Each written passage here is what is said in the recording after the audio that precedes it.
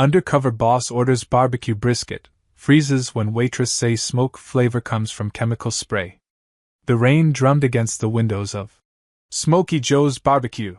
As Marcus Caldwell adjusted his worn baseball cap and checked his fake ID one more time. To everyone else, he was just Mike Collins, a tired traveling salesman grabbing dinner on Highway 82. But Marcus owned this place, and 247 other locations just like it across 15 states.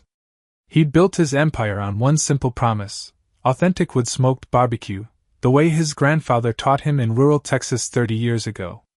Every commercial, every billboard, every social media post screamed the same message. Real smoke. Real flavor. Real tradition. That's why he was here, unrecognized and unannounced, with fake stubble and borrowed clothes. Sales had dropped 12% in 6 months. Customer complaints were piling up. Something was wrong, and corporate reports weren't telling him the truth. The bell above the door chimed as he stepped inside. The familiar smell hit him immediately, but something was off. It smelled like smoke, sure, but not the deep, complex aroma of oak and hickory that should have been seeping from the kitchen. This was sharper. Chemical, almost. "Welcome to Smokey Joe's," chirped a young waitress with bright red hair and a name tag reading, Casey. She couldn't have been older than 22, all smiles and energy despite the late hour. "First time here?" "Yeah, just passing through," Marcus replied, forcing his Texas drawl to sound more generic. "Heard you folks make a mean brisket." Casey's eyes lit up. "Oh, you're gonna love it! Best brisket in 3 counties. Take a seat anywhere you like, we're pretty quiet tonight." The dining room was nearly empty, just an elderly couple sharing pie in the corner, and a trucker nursing coffee by the window. Marcus slid into a booth facing the kitchen, close enough to observe but far enough to stay invisible. Casey appeared with a menu, but Marcus waved it away. "I'll take the brisket plate, loaded. And sweet tea. Perfect choice. How do you like your brisket, lean or fatty?" "Fatty. The real stuff." "You got it, sugar. That'll be about 15 minutes. 15 minutes. Marcus frowned. Real brisket took 12 to 14 hours of slow smoking. If they were serving it in 15 minutes, they either had it pre-made and warming, which was acceptable, or something else was happening. He watched through the kitchen's service window as a young cook pulled what looked like pre-sliced meat from a warming tray. So far, so good. But then the cook did something that made Marcus's blood run cold. The kid grabbed a spray bottle from the shelf above the grill. A clear bottle filled with brown liquid. He sprayed the meat liberally, coating every slice with whatever was in that bottle. "Here we go!" Casey appeared with a steaming plate. The brisket looked perfect, glistening, darkly crusted, promising. Marcus picked up his fork and took a bite. The flavor hit him like a punch to the gut. It tasted like smoke, but wrong. Artificial. Like someone had tried to recreate a campfire in a chemistry lab. "How is it?" Casey asked, refilling his tea without being asked. Marcus forced a smile. "Different than I expected. What's your secret?" Casey giggled and leaned closer, as if sharing a conspiracy. "Oh, that smoky taste? It comes from a spray bottle now. Chef says it's way more efficient than all that wood-burning stuff. Same flavor, half the time, none of the mess." Marcus's fork stopped halfway to his mouth. "Spray bottle? Uh-huh. Liquid smoke concentrate or something. Pretty genius, right? I mean, who has time to sit around smoking meat for 12 hours anymore? This way, we can have fresh brisket ready in 20 minutes instead of all day." The world seemed to tilt around Marcus. 30 years. 3 decades of building a brand on authenticity, tradition, and real smoke. His grandfather's recipes. His father's techniques. Everything he'd sworn to preserve and protect. "Are you okay, hon? You look a little pale." Marcus realized he was staring at her, fork suspended in air, probably looking like he'd seen a ghost. Which, in a way, he had, the ghost of his company's integrity. Yeah, just tired. Long drive. He managed another bite, forcing himself to chew and swallow what tasted like a betrayal. This spray bottle thing, is that new? Oh, I've only been here 6 months, but yeah, I think it's pretty recent. Makes sense though. The old way was so inefficient. Casey's phone buzzed, and she glanced at it. Excuse me 1 second, sugar.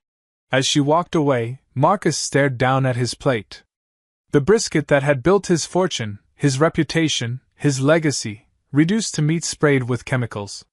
His customers were paying premium prices for authentic barbecue and getting cafeteria food with fake flavoring. But how? Every training manual, every corporate policy, every franchise agreement explicitly required traditional smoking methods. He'd personally written those requirements. The penalties for deviation were severe: loss of franchise rights, hefty fines, immediate termination. Yet here sat the evidence, glistening under fluorescent lights. His phone buzzed. A text from his assistant. Board meeting moved to Thursday. Investor presentation Friday. Hope the field research is going well. Investor presentation. Marcus almost laughed. What was he supposed to tell them? That his field research had discovered his own company was committing fraud.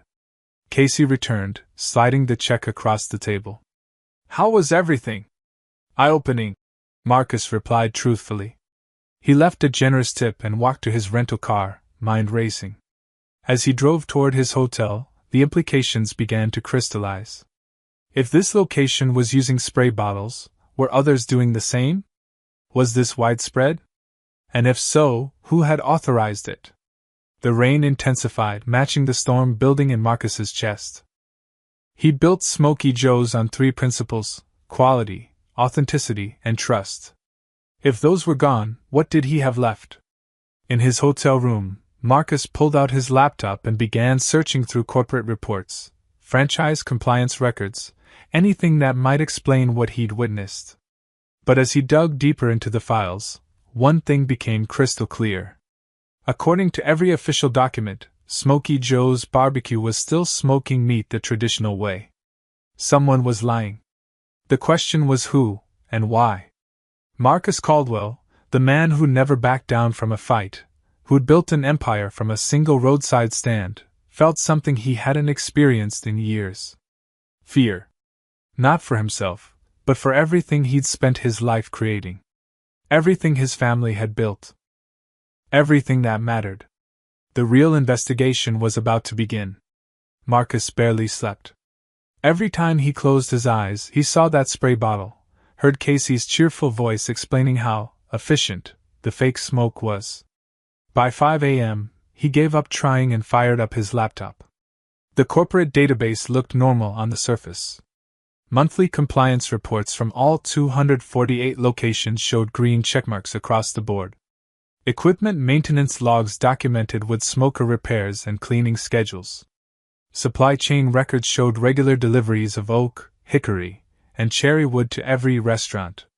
But Marcus had learned to read between the lines during 3 decades in business. He pulled up the detailed expense reports, cross-referencing them with inventory logs and supplier invoices. There, buried in miscellaneous supplies, were purchases that made no sense. Flavor enhancement solutions, aromatic concentrates, kitchen efficiency products. The orders were small, scattered across different vendors, and coded as cleaning supplies or equipment maintenance. Someone was being very careful to hide what they were buying. Marcus printed everything, stuffed the papers into his briefcase, and hit the road. If this was happening at one location, he needed to know how far it had spread. The nearest Smoky Joe's was 43 miles north in Millfield. The morning crowd at the Millfield location was bigger, farmers grabbing breakfast, construction workers fueling up for the day. Marcus ordered the same thing, brisket plate, loaded. Different waitress, same result. The meat came out in 12 minutes, sprayed with the same brown liquid from the same type of bottle. When he complimented the smoky flavor, the waitress, a middle-aged woman named Linda, beamed with pride. "We've gotten so much better at consistency since the new system," she said. "No more guessing if the wood's burning right or if the temperature's off. Just spray and serve." Corporate really knew what they were doing with this upgrade. Upgrade? Marcus kept his voice casual. Yeah, about 8 months ago. They sent trainers to every location, taught us the new method. Cut our prep time in half and eliminated all that variability. Smart business, you know? 8 months ago. Marcus's mind raced. 8 months ago, the company had reported record quarterly profits. The board had praised his leadership. The financial press had written glowing articles about Smokey Joe's operational efficiency improvements. He thought they were talking about his new inventory management system. After finishing his meal, Marcus drove to a third location in Riverside, 90 minutes away. Same story. Spray bottle, fake smoke, enthusiastic staff who believed they were following new corporate policy. But the Riverside location gave him something new, a glimpse behind the curtain. While waiting for his order, Marcus overheard 2 employees talking in the kitchen. I miss the old way, said a young man stacking plates. My dad taught me to smoke meat when I was 12. This spray stuff. It's just not the same. Chip, replied an older cook. You know what happened to Tommy when he complained? They cut his hours to nothing until he quit. But we're lying to customers. We're following corporate policy. That's what keeps us employed. Marcus felt sick. His employees knew they were deceiving customers, but they were afraid to speak up. What kind of company had he created? What kind of culture had allowed this to happen? That evening, back in his hotel room, Marcus called his most trusted vice president, Sarah Chin. She'd been with the company for 15 years, worked her way up from assistant manager to corporate operations. Sarah, I need you to pull some records for me. Quietly. Of course. What are you looking for? Any communications about changes to smoking procedures? Training materials? Policy updates? Anything from the last year that mentions efficiency improvements or consistency protocols? That's oddly specific. Is everything okay? Marcus hesitated. Sarah was loyal, but who could he trust? If this deception was as widespread as it seemed, it had to involve high-level corporate staff. People with access to training materials, supplier relationships, and franchise communications. Just a routine audit. I'll explain later. Give me until tomorrow morning. After hanging up, Marcus stared at his reflection in the hotel bathroom mirror. The fake stubble and borrowed clothes made him look like a stranger, but the real change was in his eyes. The confidence he'd carried for 30 years was cracking. His phone rang. Unknown number. Hello? Mr. Collins? A gravelly voice, hesitant. The salesman who was asking questions at the Riverside location today? Marcus's pulse quickened. Yes? I work there. Kitchen staff. Been smoking meat for 22 years before this place. Can we meet? There's something you need to know. What kind of something? A long pause. The kind that could get me fired. Or worse. The diner was nearly empty at 11 p.m., just a few truckers and night shift workers scattered across cracked vinyl booths. Marcus sat in the back corner, nursing black coffee and watching the door. The caller had given him minimal details. Midnight meeting, Route 9 diner, ask for Ray. At 11:47, a man in his 50s shuffled in. Weathered hands, graying beard, shoulders bent from years of physical work. He scanned the room nervously before approaching Marcus's table. You Collins? Marcus nodded. The man slid into the opposite booth, keeping his baseball cap pulled low. Ray Martinez. 22 years smoking meat. Started when I was 17-inch. His voice carried the weight of someone who'd lost something precious. Used to be proud of what I did. My grandfather taught me in Corpus Christi, real Texas barbecue. Low and slow oak and mesquite. What happened? Ray's laugh was bitter. Progress. That's what they called it. He glanced around, then leaned forward. 8 months ago, this guy shows up at our location. Sharp suit, fancy briefcase. Says he's from corporate training division. Name was Davidson, I think. Marcus made a mental note. He knew every department head, every trainer. No Davidson. He gathers all the kitchen staff, tells us there's been a revolutionary breakthrough in flavor science. Says the company's invested millions in research, found a way to deliver authentic smoke flavor without the inefficiency of traditional methods. The spray bottle. Yeah. But that's not what bothered me. Ray's hands clenched around his coffee mug. It was how he explained it. Said customer taste tests proved people couldn't tell the difference. Said we were optimizing the experience and ensuring consistency across all markets. Marcus felt his stomach knot. Everything about that sounded like corporate doublespeak, the kind of language used to justify cutting corners while maintaining plausible deniability. He made it sound like we were the problem, Ray continued. Like our traditional methods were unreliable, unprofessional. Said any location that didn't adopt the new system would be evaluated for compliance issues. And you believed him? Ray's eyes flashed with anger. Hell no. I've been smoking meat since before that kid was born. But then Tommy Hendricks at the Millbrook location asked too many questions. Started talking about how it violated the company's authentic barbecue promise. What happened to Tommy? His schedule got cut to 8 hours a week. Suddenly his performance reviews turned negative. 3 weeks later, he was laid off due to operational restructuring. Ray took a shaky sip of coffee. Message was clear. Comply or disappear. Marcus felt rage building in his chest. He built Smoky Joe's on the principle that employees were family. The idea that someone was using fear tactics to silence his people made him want to punch something. Did this Davidson provide any documentation? Training manuals, corporate memos? That's the weird part. Everything was verbal. He said the written materials were still being finalized, would be distributed later. But they never came. When people asked about official policy changes, managers would just say it came from upstairs and leave it at that. Who's your direct manager? District supervisor is Janet Walsh. Been with the company maybe 3 years. But she seemed as confused as we were. Kept saying she was just following orders from regional. Marcus knew Janet. Good manager, by the book, ambitious but honest. If she was involved, it wasn't voluntary. Ray, I need to ask you something important. In your opinion, how many employees know this isn't legitimate? Ray was quiet for a long moment. Most of the old-timers, the ones who knew how to smoke meat before this started. We can taste the difference. Feel it in our bones. But the newer hires, the ones who started after the changeover? They think this is how it's always been done. How many old-timers are left? That's the thing, we're disappearing. Early retirement packages, performance issues, mysterious layoffs. I've been there 6 years, and I'm one of the most senior kitchen staff now. Used to be guys with 15, 20 years experience.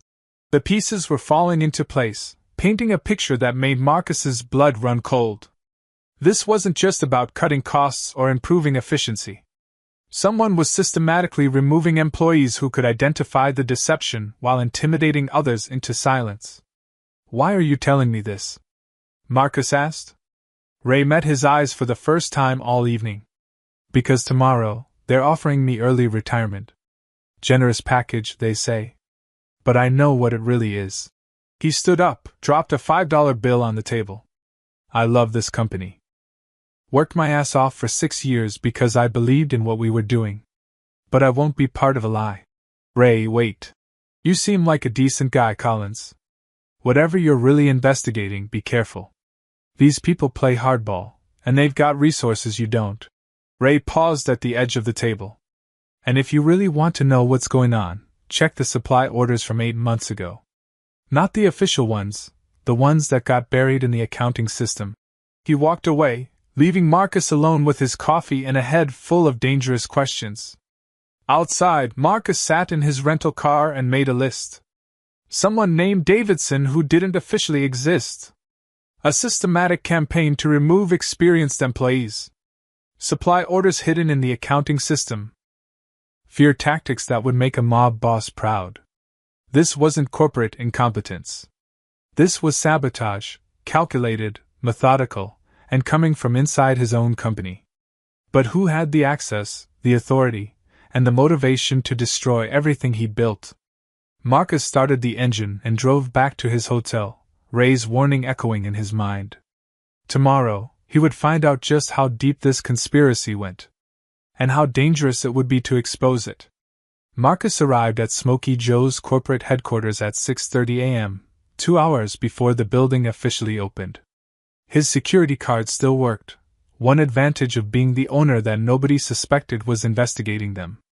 The executive floor was dark and empty. Marcus made his way to the training department, where new employee files were processed. If this mysterious Davidson existed anywhere in the company records, it would be here. 20 minutes of searching through personnel files yielded nothing. No Davidson in training, no Davidson in consulting, no Davidson anywhere. But in the temporary contractor folder, Marcus found something interesting, a payment voucher for D. Associates Training Services, dated exactly 8 months ago. The amount, $847,000. Nearly $1 million for training services that weren't in any official budget. Marcus photographed the document with his phone, then headed to accounting. Ray had mentioned buried supply orders that someone had gone to great lengths to hide. The accounting department's filing system was a maze of cross-referenced invoices and purchase orders. But Marcus had designed this system himself 5 years ago when they'd upgraded their financial tracking. He knew where the bodies were buried. The regular supply orders looked normal: wood chips, charcoal, equipment maintenance. But when Marcus accessed the archived, miscellaneous supplies database, he found what Ray had been talking about. Starting 8 months ago, there were dozens of small orders from a company called Flavor Dynamics LLC. Liquid smoke concentrate, aromatic compounds spray dispensers. The individual orders were small enough to avoid scrutiny, $200 here, $500 there, but together they totaled over $300,000. Every single order had been approved by the same person, Regional Operations Director James Fletcher. Marcus stared at the name on the screen. Fletcher had been with the company for 4 years, hired during a period of rapid expansion. Smooth talker, sharp dresser, always had the right answers in board meetings. He'd impressed everyone with his data-driven approach to operational efficiency. But looking at these hidden orders, Marcus realized Fletcher had been systematically poisoning the company from within. "Early morning, boss?" Marcus spun around. Sarah Chin stood in the doorway holding 2 coffee cups, looking surprised but not suspicious. "Sarah, you're here early too. Couldn't sleep after your call yesterday." "I found those records you wanted." She handed him a coffee and pulled out a tablet. "But I have to warn you, what I found doesn't make sense." "Show me." Sarah swiped through documents on the screen. According to official communications, there have been no changes to smoking procedures in the last 18 months. Every training manual still specifies traditional wood smoking methods. Every franchise agreement explicitly prohibits artificial flavoring. But when I dug into the server logs, I found evidence that documents have been accessed and modified. Training manuals that were updated but never officially distributed. Policy changes that were drafted but never implemented, at least not officially. Marcus felt his pulse quicken. Who made the modifications? That's where it gets interesting. Sarah's expression darkened. The digital signatures trace back to Fletcher's administrator account. But the timing is weird. Most of the changes were made after hours, some as late as 2 a.m. Could someone else have used his account? Possible, but unlikely. Fletcher uses a biometric scanner for high-level access. Hard to fake fingerprints. Marcus stared at the screen, pieces falling into place. Fletcher had been using his access to create shadow policies, unofficial changes that would give him plausible deniability if anyone questioned the fake smoking methods. "Sarah, I need you to do something for me, and I need you to be very careful about it." "Okay." Pull Fletcher's complete employment file. Background check, references, previous employers. Everything we have on him. That's going to raise flags. HR tracks who accesses personnel files. Use my override code. If anyone asks, tell them I requested it for a routine executive review. Sarah hesitated. "Marcus, what's this really about?" You're acting like you're investigating our own company. Marcus made a decision. Sarah had been loyal for 15 years, and he needed someone he could trust. Because I am. Someone is systematically destroying our brand, and I think Fletcher is at the center of it. He showed her the Flavor Dynamics invoices, the D. Associates payment voucher, explained what he'd discovered at the restaurants. Sarah's face went pale. My God. How many locations? I've confirmed 3, but based on these supply orders, it could be dozens. Maybe all of them. But why? Fletcher's career depends on the company's success. Why would he sabotage his own employer? Marcus had been wondering the same thing. Unless his real employer isn't Smokey Joe's. They worked in silence for the next hour, piecing together Fletcher's digital footprint. What they found made the sabotage look even more calculated. Fletcher had been gradually shifting supplier relationships, moving contracts from long-term partners to new companies with minimal track records.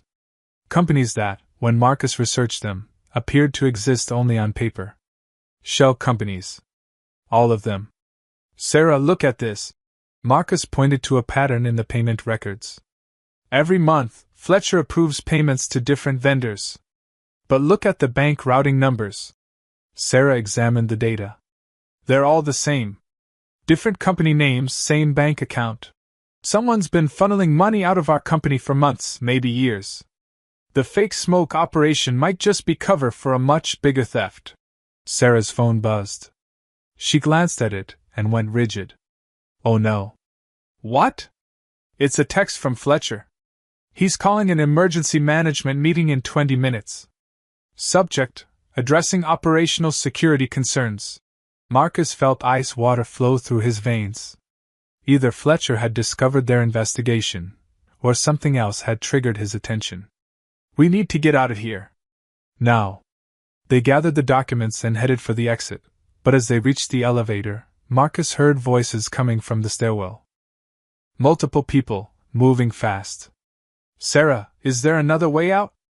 Service elevator to the parking garage. As they hurried toward the back of the building, Marcus realized they'd crossed a line. This was no longer just about fake barbecue smoke or employee intimidation. They were now witnesses to what looked like organized corporate fraud. And judging by Fletcher's emergency meeting, they'd been caught investigating. The question was, what would Fletcher do to protect his operation? And how far was he willing to go to silence them? The service elevator descended in tense silence. Marcus clutched the printed documents while Sarah nervously checked her phone for more messages from Fletcher. As they reached the parking garage, Marcus's mind raced through everything they'd uncovered. My car's over here, Sarah whispered, leading him toward a silver sedan. They were halfway across the garage when Marcus stopped dead. Sarah, wait. What? If Fletcher suspects we're investigating, he'll be watching for us to leave together. We need to split up. Sarah nodded, understanding immediately. Where should we meet? Give me 2 hours, then meet me at the Riverside location. I want to see something. As Sarah drove away, Marcus waited 10 minutes before taking his rental car. But instead of heading to Riverside, he drove to Fletcher's upscale neighborhood. If Fletcher was running a fraud operation this sophisticated, there might be evidence at his home. The house was a sprawling colonial in an exclusive subdivision, far beyond what a regional director's salary could afford. Marcus parked 3 houses down and watched through binoculars he'd bought at a gas station. At 9:15 a.m., Fletcher's garage door opened. But the man who emerged wasn't the Fletcher that Marcus knew from board meetings. Gone was the corporate polish, the confident smile. This Fletcher looked stressed, constantly checking his phone, glancing around nervously. He drove toward downtown, but not toward the corporate office. Marcus followed at a distance, watching Fletcher turn into the parking lot of an upscale law firm. Blackstone, Morrison and Associates. Marcus waited. 30 minutes later, Fletcher emerged with another man, tall, expensive suit, briefcase. They talked briefly on the sidewalk, and Marcus managed to capture photos with his phone's zoom feature. But it was what happened next that made everything click into place. The unknown man handed Fletcher a thick envelope. Fletcher opened it, counted what appeared to be cash, then shook the man's hand. As they separated, Marcus heard Fletcher say two words that made his blood run cold: almost finished. Marcus followed the unknown man to a downtown office building. The directory in the lobby revealed his identity. Morrison Investment Group Hostile Acquisitions. Hostile acquisitions. The pieces suddenly formed a clear picture. Fletcher wasn't just stealing money. He was systematically destroying Smokey Joe's value to enable a hostile takeover. The fake smoke scandal, the financial irregularities, the employee intimidation, it was all designed to crater the stock price and create acquisition opportunities. Marcus's hands shook as he called Sarah. Change of plans? Meet me at the downtown Marriott bar in 1 hour. And Sarah, we're not just dealing with internal fraud. Someone's trying to steal the entire company. At the hotel bar, Marcus spread out the evidence while Sarah ordered coffee with shaking hands. Look at the timeline, Marcus explained. 8 months ago, Fletcher starts the fake smoke operation. 6 months ago, our stock price begins declining. 4 months ago, Morrison Investment Group files SEC paperwork indicating interest in food service acquisitions. You think they're connected? I know they are.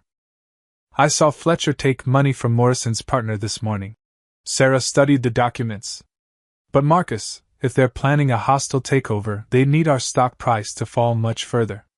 We're still trading at $62 a share. Which brings us to the final phase. Marcus pulled out his laptop and showed her Morrison Investment Group's website. Look at their portfolio. They specialize in acquiring distressed restaurant chains and turning them around through operational restructuring. Meaning? They eliminate traditional methods, cut costs, maximize short-term profits, then sell the brands to larger corporations. They're corporate vultures. Sarah was quiet for a long moment. How much of our stock do they already own? Marcus had been dreading this question. He checked the public filings during his drive to the hotel. 14%, acquired through various shell companies over the past 6 months. And if a major scandal breaks, say, news that we've been lying to customers about our signature smoking methods, what happens to the stock price? It crashes. Probably below $30 a share, making us an easy acquisition target. Exactly, Marcus closed the laptop. Fletcher's not just committing fraud, he's orchestrating the systematic destruction of everything my family built. And he's getting paid to do it. Sarah's phone rang. She glanced at the caller ID and went pale. It's Fletcher. Don't answer it. I have to. If I don't, he'll know something's wrong. She took a deep breath and answered. Hi, James. Marcus could hear Fletcher's voice through the phone, tense and urgent. Sarah made appropriate responses, then hung up. What did he say? There's been a security breach in the corporate office. Someone accessed sensitive files without authorization. He wants all department heads to report to HR immediately for routine questioning. Marcus felt the walls closing in. He knows we were in the building. There's more. He specifically asked about you, whether I'd heard from you, if you were still doing field research, when you're expected back. What did you tell him? That I haven't heard from you in 2 days. Marcus stood up, his mind made up. Sarah, I need you to do something dangerous. I'm listening. Go to that HR meeting. Act normal. Find out what Fletcher knows and what he's planning. Marcus handed her a flash drive. But first, copy all these files to this drive. If something happens to me, you'll need proof of what we've discovered. What are you going to do? Something Fletcher won't expect. Marcus put on his jacket. I'm going public. Before he can orchestrate the final phase of his plan, I'm going to expose everything. Marcus, that's suicide. Without absolute proof, Fletcher can claim you're having a breakdown, that you're making paranoid accusations. He could have you removed as CEO. Maybe. But if I don't act now, there won't be a company left to save. As they prepared to leave, Sarah grabbed his arm. Be careful. These people have already proven they'll destroy careers to protect their operation. What makes you think they'll stop at that? Marcus looked at her, seeing the fear in her eyes. Because 30 years ago, I made a promise to my grandfather and my customers. I swore I'd never compromise on authenticity, never lie about what we were selling. He pulled out his phone and started dialing a number he'd hoped he'd never have to use. Who are you calling? Channel 7 investigative reporter. It's time to tell the world what's really happening at Smokey Joe's BBQ. The phone rang once, twice. As it connected, Marcus realized there was no going back. In the next few hours, either Fletcher's conspiracy would be exposed, or Marcus would lose everything he'd spent his life building. Channel 7 News, Investigative Desk. This is Rebecca Martinez. Ms. Martinez, this is Marcus Caldwell, CEO of Smokey Joe's BBQ. I have a story that's going to change everything. Rebecca Martinez met Marcus at a coffee shop 20 miles outside the city. She was younger than he expected, maybe 35, with sharp eyes and a digital recorder that she placed between them on the table. Mr. Caldwell, you understand that what you're alleging, systematic fraud, stock manipulation, corporate sabotage, these are serious accusations. I'll need substantial proof. Marcus slid the flash drive across the table along with printed documents. Everything's there. Financial records, shell company payments, employee testimonies. But Ms. Martinez, you need to understand, lives are at stake. A good man named Ray Martinez lost his job for trying to tell the truth. Rebecca's eyebrows shot up. Martinez? Any relation? To you? Ray Martinez is my uncle. The coffee shop suddenly felt smaller. Marcus stared at her, processing this unexpected connection. Your uncle called me. He's the reason I found out about any of this. Uncle Ray's been calling the family for weeks, talking about corruption at work. We thought he was just bitter about early retirement. Rebecca's expression hardened. If someone forced him out for telling the truth, that changes everything. For the next hour, Marcus walked her through the evidence while she took notes and asked pointed questions. She was thorough, professional, and clearly angry. This story breaks tonight, she said finally. But Mr. Caldwell, you realize Fletcher and his partners will retaliate immediately. Are you prepared for that? Before Marcus could answer, his phone rang. Sarah's name appeared on the screen. Sarah? How did the meeting go? Her voice was tight with panic. Marcus, you need to get somewhere safe. Now. What happened? Fletcher knows everything. He had security footage from the corporate building. He knows we accessed the accounting files, the personnel records, everything. Sarah was clearly driving, road noise in the background. But that's not the worst part. What's the worst part? He's not just planning to destroy the company's reputation. He's planning to frame you for the fraud. Marcus felt the world tilt. What? I saw the documents he's preparing. They show a pattern of unauthorized payments, hidden accounts, all traced back to your executive access codes. He's going to claim you've been embezzling money and using the fake smoke operation to cover it up. Rebecca leaned forward, clearly hearing both sides of the conversation. Sarah, that's impossible. I never authorized those payments. He's been using your digital signature. Remember the biometric scanner system you installed last year? Fletcher had IT create a backup authorization protocol, supposedly for emergency situations when executives were unavailable. Marcus's blood ran cold. The security system he'd implemented to prevent fraud had been turned into a weapon against him. There's more. Sarah continued. He's called an emergency board meeting for this afternoon. He's going to present evidence that you've been mentally unstable, making paranoid accusations against loyal employees, and stealing from the company to fund a gambling addiction. A gambling addiction? That's insane. He has bank records showing large cash withdrawals from your accounts, casino visits, mounting debts. All fabricated, but it'll look real to the board. Rebecca grabbed Marcus's arm. We need to move fast.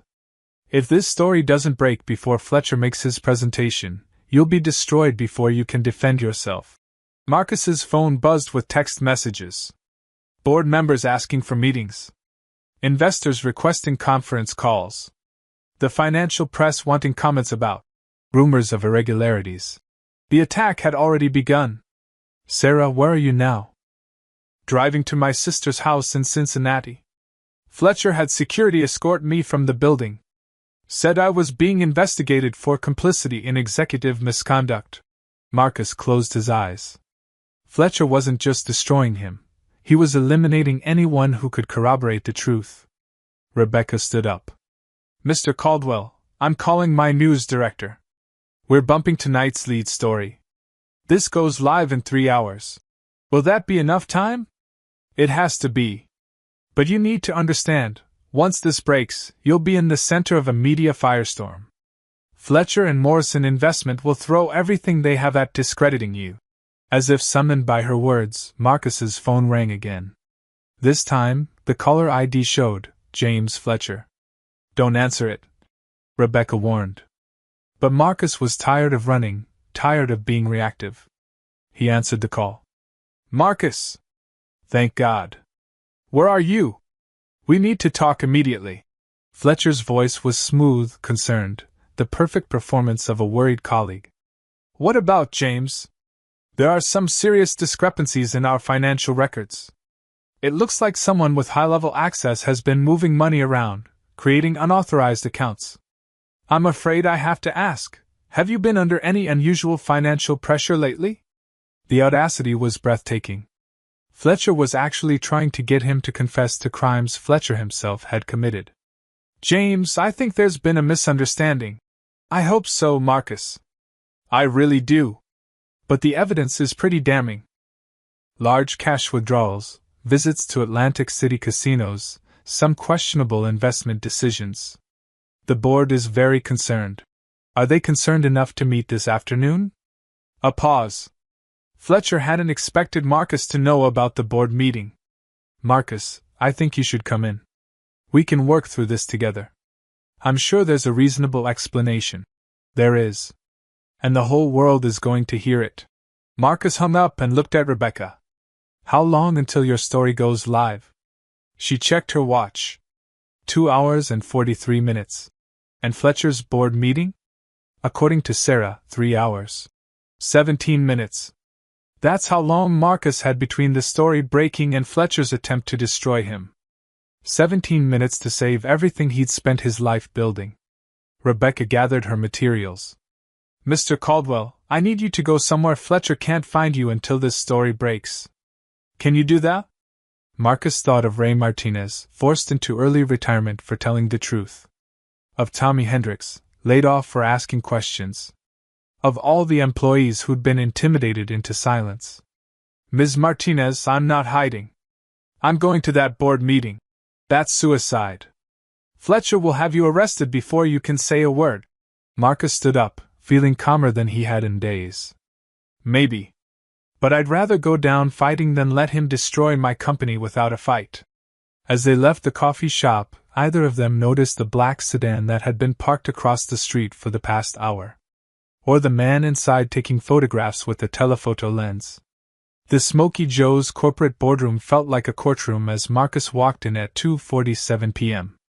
8 board members sat around the mahogany table, their faces ranging from concerned to hostile. Fletcher stood at the head of the room next to a projection screen, looking every inch the concerned executive protecting the company from a rogue CEO. Marcus, Board Chairman William Hartley said gravely. Please sit down. Marcus remained standing. I'd prefer to stand, Bill. I have some things to say. Fletcher stepped forward, his voice oozing false sympathy. Marcus, I understand you're under a lot of stress. The evidence we've uncovered is concerning. But we're all here to help. What evidence would that be, James? Fletcher clicked a remote. The screen displayed bank records showing large cash withdrawals from accounts bearing Marcus's name. These transactions span the past 8 months. Over $400,000 in unexplained cash withdrawals. Board member Patricia Wong leaned forward. Marcus, these are serious allegations. James has documentation showing. Fabricated documentation. Marcus's voice cut through the room like a blade. James, tell the board about Flavor Dynamics LLC. Tell them about D. Associates. Tell them about Morrison Investment Group. Fletcher's composure flickered for just a moment. I'm not sure what you're implying. I'm not implying anything. I'm stating facts. Marcus pulled out his phone and set it on the table. Ladies and gentlemen, at exactly 3 p.m., Channel 7 News is going to break a story about systematic fraud at this company. Fraud orchestrated by James Fletcher in coordination with outside investors planning a hostile takeover. The room erupted in confused murmurs. Fletcher's face went pale, but he recovered quickly. "This is exactly what I was afraid of," Fletcher said, his voice heavy with manufactured sorrow. "Marcus has been under enormous pressure. The gambling debts, the financial irregularities. I think he's having some kind of breakdown. Show them the casino footage, James." Fletcher clicked the remote again. Security camera footage appeared showing a man who looked remarkably like Marcus at a blackjack table. Board member Robert Chin whistled low. "Marcus, is this you?" Marcus studied the footage carefully. The man had his build, his hair color, even similar clothes. But something was wrong with the face, too blurry to definitively identify, but clear enough to be suggestive. "Impressive deepfake technology, James. Must have cost Morrison Investment a fortune. You're being paranoid." "Am I?" "Bill, check your phone. I think you'll find you have a message from Rebecca Martinez at Channel 7". Hartley pulled out his phone, frowning. "How did you?" His expression changed as he read. "Jesus Christ. What does it say?" Patricia Wong asked. "It's a preliminary copy of tonight's lead story. Smokey Joe's Barbecue Scandal. CEO uncovers corporate sabotage." Hartley looked up at Fletcher. "James, you need to explain this." Fletcher's mask was slipping. "That reporter is part of Marcus's delusional conspiracy. He's clearly orchestrated this to deflect attention from his own crimes."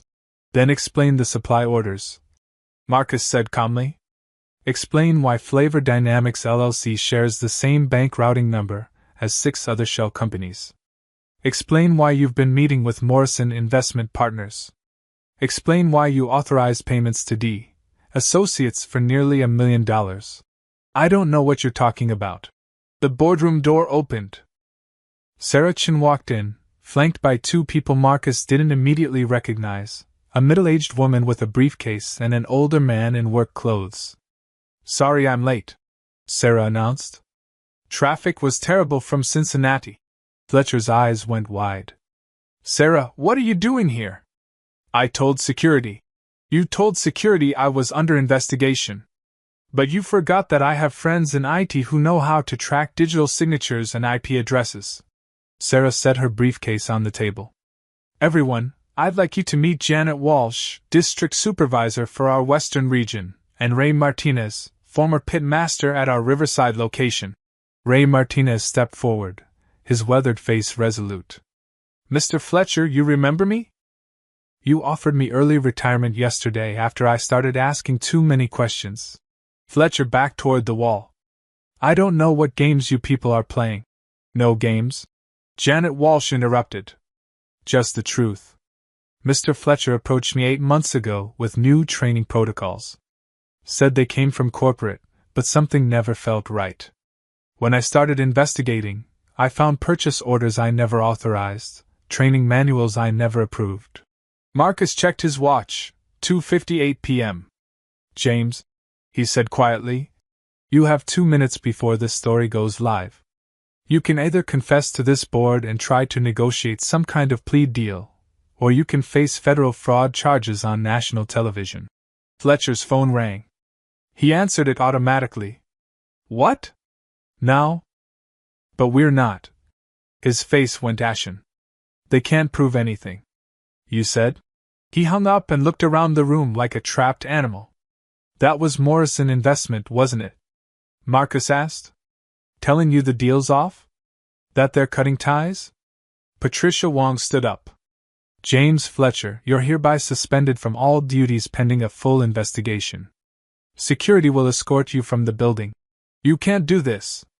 "I have evidence." Marcus is the one who. The boardroom door opened again. This time, 2 police detectives entered. "James Fletcher?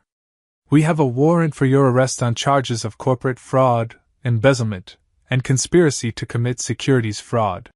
As they read Fletcher his rights, Marcus felt a weight lift from his shoulders that he'd been carrying for months. The detective turned to him. "Mr. Caldwell, we'll need your full cooperation in this investigation." "Of course. But Detective, how did you move so fast?" "I only spoke to the reporter a few hours ago." The detective smiled grimly. "We've been investigating Morrison Investment Group for 2 years. Your employee Sarah Chin contacted us this morning with evidence that broke the case wide open." Marcus looked at Sarah in amazement. "When did you?" "While you were meeting with the reporter. I figured we needed law enforcement involved if we were going to stop these people permanently." As Fletcher was led away in handcuffs, he turned back to Marcus one last time. "You think this is over? You have no idea how deep this goes. Morrison has other companies, other targets. This was just the beginning." The boardroom fell silent as the door closed behind him. Marcus looked around the table at his board members, his employees, the wreckage of what had almost been the end of everything he'd built. "Ladies and gentlemen," he said quietly, "we have a company to rebuild." 3 months later, Marcus stood in the kitchen of the original Smokey Joe's location in Austin, watching Ray Martinez teach a group of new employees the proper way to smoke brisket. The smell of hickory and oak filled the air, real smoke from real wood, the way it was supposed to be. "Temperature's got to stay steady at 225. Ray was saying, his voice carrying the authority of 3 decades of experience. "And patience. That's the secret ingredient most people forget. You can't rush good barbecue." Casey, the waitress who'd unknowingly started it all, raised her hand. "Mr. Martinez, how long before we know if it's done right?" Ray smiled, the same gentle expression Marcus remembered from their first meeting at the diner. "You'll feel it before you taste it. The meat will tell you when it's ready." Marcus had promoted Ray to head of Heritage Recipes, overseeing the return to traditional smoking methods at all 248 locations. It had been expensive, retrofitting kitchens, retraining staff, rebuilding relationships with wood suppliers, but the customers had noticed immediately. "Mr. Caldwell?" Casey approached him after the training session ended. "I wanted to apologize again for—" "Casey, stop." Marcus had heard this apology a dozen times. "You did nothing wrong. You were honest about what you saw, and that honesty saved this company." She beamed at him. As the new training coordinator for Authentic Methods, Casey had become the face of Smokey Joe's commitment to transparency. Her story, the young waitress whose casual comment exposed a corporate conspiracy, had become legendary in business schools. Sarah appeared in the doorway. "Marcus, the board's ready for your presentation." In the conference room, Marcus pulled up the quarterly results on his laptop. The numbers told a story of remarkable recovery. "Stock price is back to $71 per share," he announced to the board members gathered around the table. "Customer satisfaction scores are at an all-time high. Most importantly, we've rebuilt trust." William Hartley nodded approvingly. "The Back to Real Smoke campaign was brilliant. Inviting customers to watch the smoking process, posting daily videos of our pit masters, it's turned authenticity into our competitive advantage." "What about the legal situation?" asked Patricia Wong. "Fletcher pled guilty to all charges last week. He's cooperating with federal prosecutors investigating Morrison Investment Group." "Turns out we weren't their only target. They've been running similar sabotage operations against 3 other restaurant chains." The board members exchanged glances. Marcus had briefed them on Morrison's broader scheme, but the scope still shocked them. "The restitution payments will cover most of our losses," Marcus continued. "But more importantly, the publicity has actually helped us. Customers see us as the company that chose integrity over profits." Robert Chin leaned forward. "What's next?" Marcus smiled. "Expansion. But the right way this time. Every new location will have a certified pit master trained by Ray Martinez. Every franchise owner will sign an authenticity pledge. And we're implementing new oversight systems that make it impossible for anyone to repeat Fletcher's fraud." After the board meeting, Marcus walked through downtown Austin toward the original Smokey Joe's location. The afternoon crowd was already forming a line outside, families, tourists, locals who'd been coming for 20 years. Inside, the restaurant buzzed with the energy of a business reborn. Servers moved between tables with genuine smiles, proud of what they were serving. Through the kitchen window, Marcus could see smoke billowing from the authentic wood smokers he'd had reinstalled. His phone rang. Rebecca Martinez. Marcus, I wanted to give you a heads up. I just got word that 60 Minutes wants to do a segment on corporate whistleblowing. They want to interview you, Ray, and Casey. National television? Prime time. They're calling it The Waitress Who Saved a Company. Are you interested? Marcus looked around the restaurant, watching customers savor brisket that had been smoked the way his grandfather had taught him. A little girl at the next table took her first bite and her eyes went wide with delight. Rebecca, we'd be honored. That evening, Marcus sat with Ray and Casey on the restaurant's back patio, sharing a pitcher of sweet tea and watching the sun set over Austin. The wood smokers sent lazy streams of aromatic smoke into the evening air. You know what I've learned? Marcus said, breaking the comfortable silence. What's that? Ray asked. Sometimes the biggest threats to what we love come from inside. People who smile and shake hands while they're destroying everything we've built. Marcus took a sip of tea. But the biggest heroes come from inside too.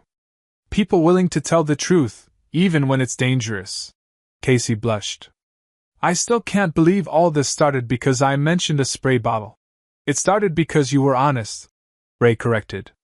In a world full of people cutting corners and making excuses, honesty stands out. A family at a nearby table called their server over, raving about the brisket. The father wanted to know if they could meet the pit master who'd cooked their meal. Ray stood up, straightening his Smoky Joe's apron with pride. That would be me, sir. Ray Martinez. Been smoking meat for 30 years, and I'm just getting started. As Ray walked over to talk with the family, Marcus felt something he hadn't experienced in months: complete peace. The company was stronger than it had ever been. His employees were proud of their work. His customers trusted him again. Most importantly, when people bit into Smoky Joe's brisket, they tasted exactly what they expected: the authentic, wood-smoked flavor that came from patience, tradition, and respect for the craft. No spray bottles. No shortcuts. No lies. Just real barbecue, made the right way, by people who cared enough to do it properly. Marcus watched the smoke rise from the wood smokers, carrying with it the aroma of oak and hickory, tradition and integrity. Fletcher had tried to destroy all of this with chemicals and fraud, but he'd underestimated something crucial. Some things are worth fighting for. Some traditions are worth preserving. And sometimes, the truth really does set you free. In the distance, Marcus could hear Casey laughing as she told the story of the spray bottle to a table of wide-eyed customers. Ray was demonstrating proper smoking technique to an eager young cook. Sarah was reviewing applications from potential franchisees who'd been inspired by their story. The company Marcus's grandfather had started with a roadside stand and a commitment to quality was alive, thriving, and stronger than ever. The smoke would continue to rise, authentic and true, for generations to come.